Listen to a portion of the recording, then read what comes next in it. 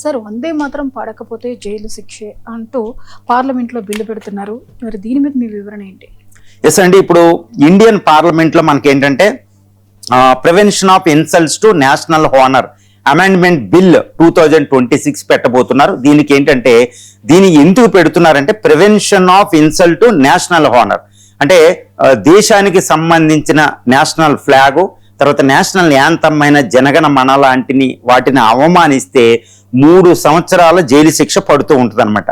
ఇప్పుడు వందే మాతర గీతాన్ని national song ఉన్న వందే మాతర గీతాన్ని జనగణ మన స్థాయికి తీసుకెళ్లి దానికి సమాన హోదా ఇస్తూ దానిని అవమానించినా దాన్ని పాడకపోయినా లేకపోతే పాడుతున్నాం అంటే పాడకపోవడం కాదు, ఎవరైనా పాడుతున్నప్పుడు నిరోధించినా ఒకవేళ ఇంటెన్షనల్లీ పాడకపోయినా ఇలా నిరూపిస్తే మాత్రం 3 సంవత్సరాల జైలు శిక్ష పడేలాగా ఈ prevention of insults to national honour amendment bill 2026 ని పార్లమెంట్ లో ఇప్పుడు ప్రస్తుతం ఎన్డీఏ గవర్నమెంట్ మోడీ గవర్నమెంట్ పెట్టబోతుంది అనమాట.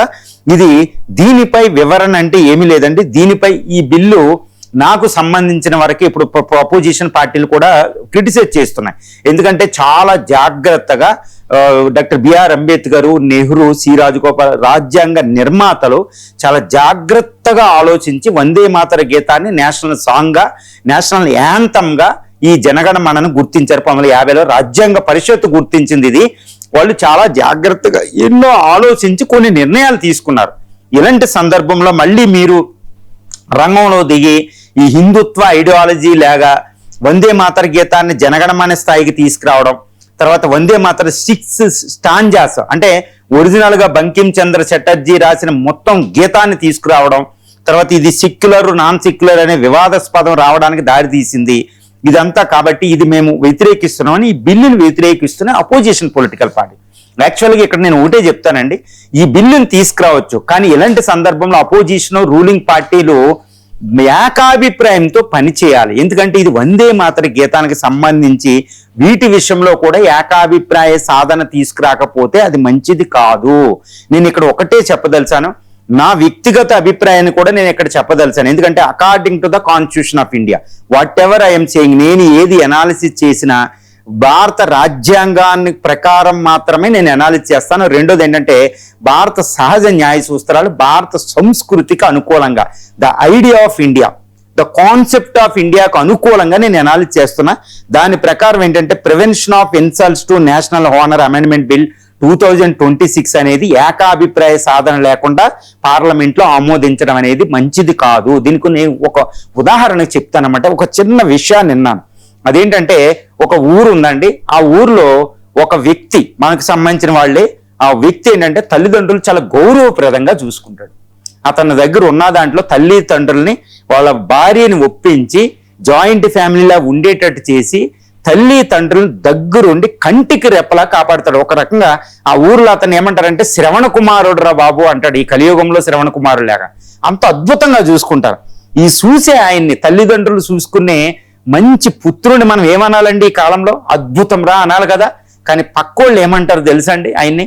ఎందుకు ఏమంటున్నారంటే, ఓహో పార్లమెంట్లో ఒక చట్టం చేశారంట, తల్లిదండ్రులు సరిగ్గా చూసుకోకపోతే పెనాల్టీలు వేసి జైల్లో పెడతారంట, ఆ భయంతోనే వీడు చూస్తున్నాడు తల్లిదండ్రులు అన్నారు. ఎందుకంటే ఆ ఊర్లో ఆర్డీఓ లెవెల్లో 10,000 పెనాల్టీ వేయడం జరిగింది ఒక కుమారుడికి తల్లిని సరిగ్గా చూడలేదని. ఇప్పుడు దానికి భయపడి వీడు తల్లిదండ్రులను బాగా చూస్తున్నాడని చెప్పారనమాట. మీకు అర్థమై ఉంటుంది నేను చెప్పేది. అదేంటంటే ఇప్పుడు వందే మాతర గీతానికి ఎవరైతే గౌరవించలేదో పాడలేదో ఎవరైనా పాడుతుంటే వాళ్ళు నిరోధించిన వాళ్ళకి 3 సంవత్సరాల శిక్ష అంటే ఎంతటి అవమానం అండి.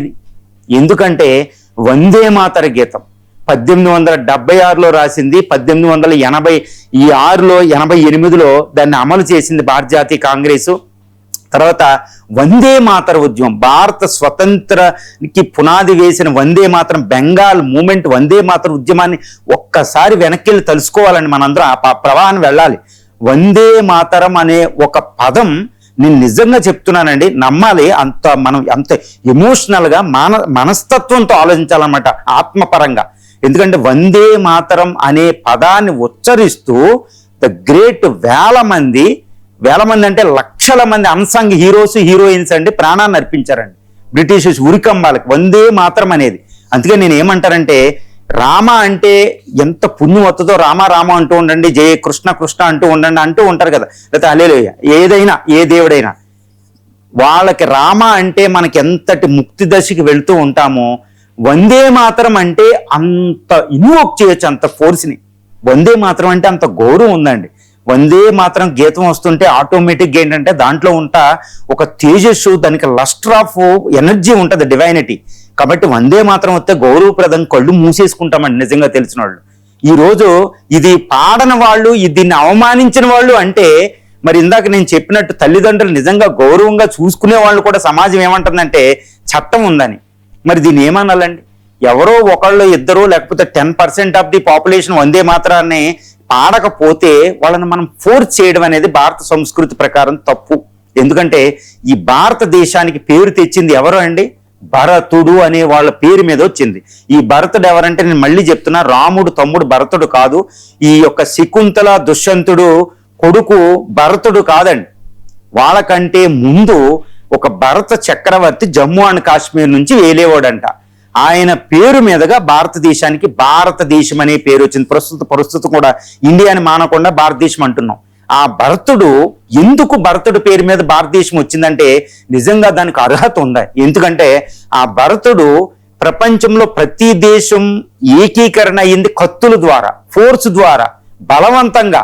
కానీ ఈ భారతదేశాన్ని భరతుడు అనే చక్రవర్తి ఏకం చేసింది ఫోర్స్ ద్వారా కాదండి, శాంతి అనే మంత్రంతో. కత్తులు కటార్లు కాదు, అహింసాత్మకంగా ఎవరైనా ఎన్నో లక్షల వేల ట్రైబల్ గ్రూపుల్ని ఏకం చేసి భారతీయులనే DNA వచ్చినట్టు చేసేసారన్నమాట. అద్భుతం. అది భరత చక్రవర్తి. మరి ఇలా ఫోర్స్ చేసి ఉంటే భారతదేశం వచ్చినండి, భారతదేశం ఏకీకరణ అయ్యి ఉండేదా? మరి వందే మాతర గీతానికి ఇలాంటి సందర్భంలో చట్టం అవసరం అండి. వందే మాతర గీతం ప్రేమతో ఇవ్వగలిగేది, ప్రేమతోనే ఇది ఇవ్వాలి. తల్లి తండ్రి గురువు విద్యా వ్యవస్థల ద్వారా వందే మాతరం మీద గౌరవం మనం కల్పించాలి. కానీ ఇది ఫోర్స్ అనేది, అందువల్ల నేను ఫోర్స్ అనే చట్టాన్ని ఈ భరత చక్రవర్తి భారతదేశానికి పేరు తెప్పించిన వన్ని తెచ్చిన భరత చక్రవర్తి పేరు మీదుగా సహజ న్యాయ సూత్రాలుగా రాజ్యాంగ నిర్మాతల పరంగా రాజ్యాంగ పరంగా సహజ న్యాయ సూత్రాలు వీటి ప్రకారం అనేది ఫోర్సు బలవంతం అనేది కుదరదు. కాబట్టి నా వ్యక్తిగత అభిప్రాయాన్ని కూడా నేను వెల్లడిస్తున్నా, ఈ యొక్క వందే మాతరం ఈ చట్టం అనేది మంచిది కాదండి.